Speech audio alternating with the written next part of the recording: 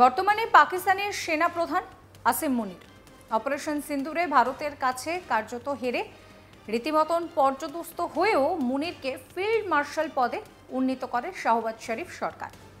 যুক্তি ছিল যে অপারেশন সিন্দুরের সময় নাকি পাক সেনাপ্রধান আসিম মুনিরের নেতৃত্বে দারুণ লড়েছে পাক সেনা, আর তাই তার এই কৃতিত্বের জন্য পুরস্কার স্বরূপ তাকে ফিল্ড মার্শাল পদে উন্নীত করা হয়।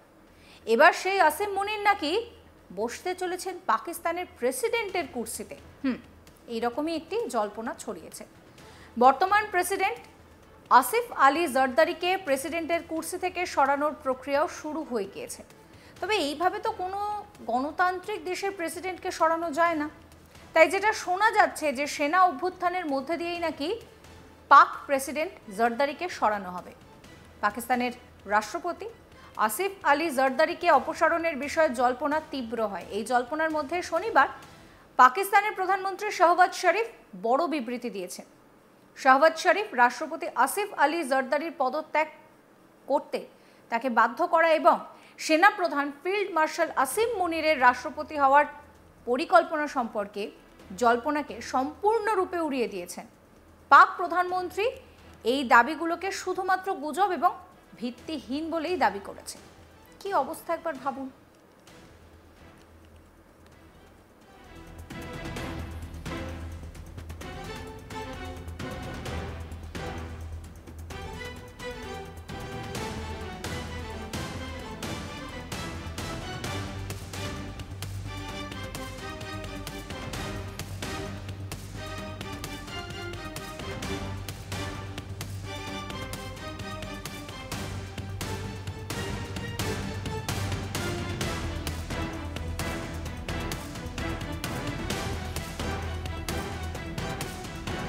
পাকিস্তান এমন একটা দেশ যে সেখানে কখন কি হয় তা বলা যায় না।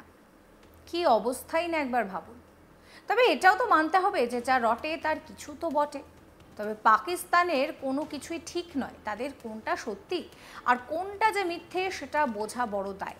ফিল্ড মার্শাল আসিম মুনির কখনো রাষ্ট্রপতি হওয়ার ইচ্ছা কিন্তু প্রকাশ করেননি এবং এমন কোনো পরিকল্পনা বিবেচনাধীন নেই। শরীফ বর্তমানে পাকিস্তানের শীর্ষস্থানীয় এক সংবাদপত্রকে এই কথা জানিয়েছেন। প্রধানমন্ত্রী স্পষ্ট করে বলেছেন যে রাষ্ট্রপতি জরদারি এবং সেনাপ্রধান মুনির একে অপরকে শ্রদ্ধা করেন এবং পাকিস্তানের অগ্রগতি ও সমৃদ্ধির লক্ষ্যের উপরে ভিত্তি করে নিজেদের মধ্যে শক্তিশালী সম্পর্ককে ভাগ করে নেন। তিনি বলেন, এই ধরনের গুজব কেবল অস্থিরতা বাড়ায়, আর কিছুই নয়। স্বরাষ্ট্রমন্ত্রী মহসিন নকভি সোশ্যাল মিডিয়ায় সেখানে যে এক্স প্ল্যাটফর্ম রয়েছে সেখানে জরদারি, শরীফ এবং মুনিরকে লক্ষ্য করে পরিচালিত প্রচারের তীর নিন্দা করার একদিন পর এই বিবৃতি এসেছে।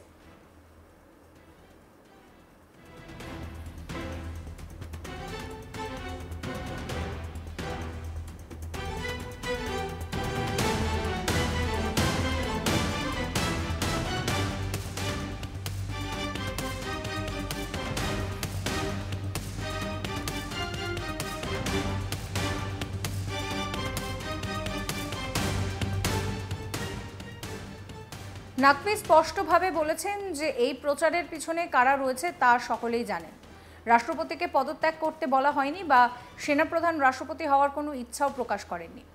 স্বরাষ্ট্রমন্ত্রী এই অভিযানে বিদেশি শত্রু সংস্থাগুলির ভূমিকা নিয়েও প্রশ্ন তোলেন এবং বলেন, যারা এই ষড়যন্ত্রের অংশ তারা যার সঙ্গে যোগদান করুক না কেন, আমাদের প্রতিশ্রুতি পাকিস্তানকে আবার শক্তিশালী এবং স্থিতিশীল করে তোলা। আমরা প্রয়োজনে সকল রকমের পদক্ষেপ নেব।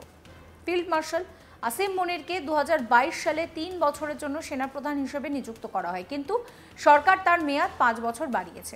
সূত্রের খবর, ভবিষ্যতে তার মেয়াদ আরও বাড়ানো হতে পারে। গত বছরের নির্বাচনে জরদারি প্রধানমন্ত্রী শাহবাজ শরীফকে সমর্থন করেছিলেন।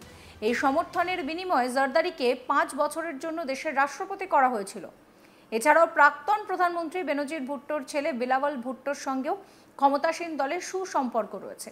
সম্প্রতি বিলাওয়াল ভুট্টোকে একটি আন্তর্জাতিক প্রতিনিধি দলের নেতৃত্ব দেওয়ার দায়িত্ব দেওয়া হয়েছিল, যারা বিশ্ব পর্যায়ে ভারত পাকিস্তান সম্পর্কের পরিবর্তিত পরিস্থিতি ভাগ করে নেওয়ার জন্য বিভিন্ন রাজনীতি সফর করে। পর্যবেক্ষকদের মতে এটি দেখায় যে ক্ষমতার করিডোর এখনও ভুট্টো পরিবারের সেখানে কিন্তু যথেষ্ট প্রভাব রয়েছে।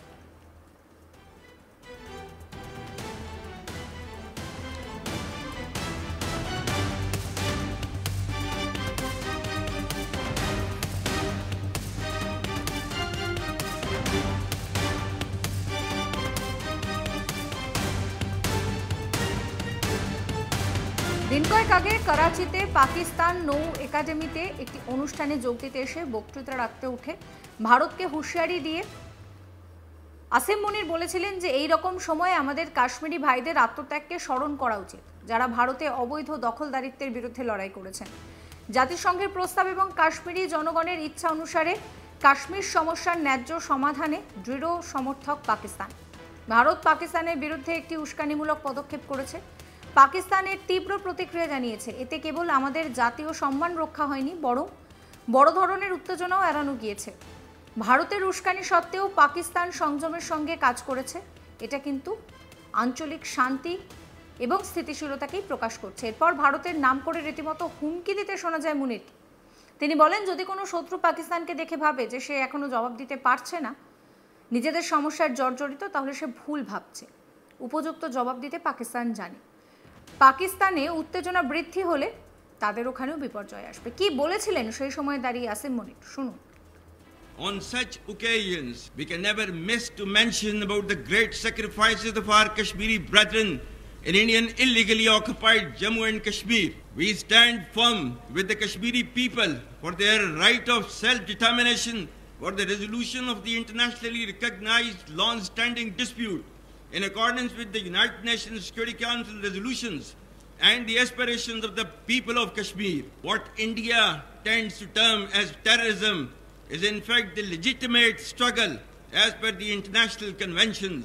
Those who endeavored to subdue the will of Kashmiri people and sought conflict elimination instead of resolution have made it more relevant and pronounced through their own actions. The world must realize that without a just and peaceful resolution to the Kashmir issue, regional peace will forever remain elusive, with perpetual danger of conflict in South Asia.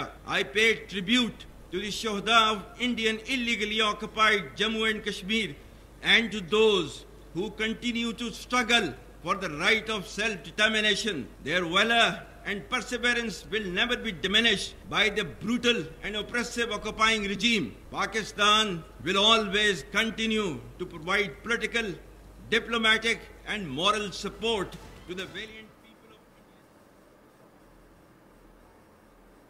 সমস্ত খবরের আপডেটের জন্য আপনাদের নজর থাকুক আজ তাক বাংলায়। চ্যানেলটিকে সাবস্ক্রাইব করবেন, নোটিফিকেশন পেতে বেল আইকনে ক্লিক করবেন, ফলো করতে ভুলবেন না আজ তাক বাংলার হোয়াটসঅ্যাপ চ্যানেল।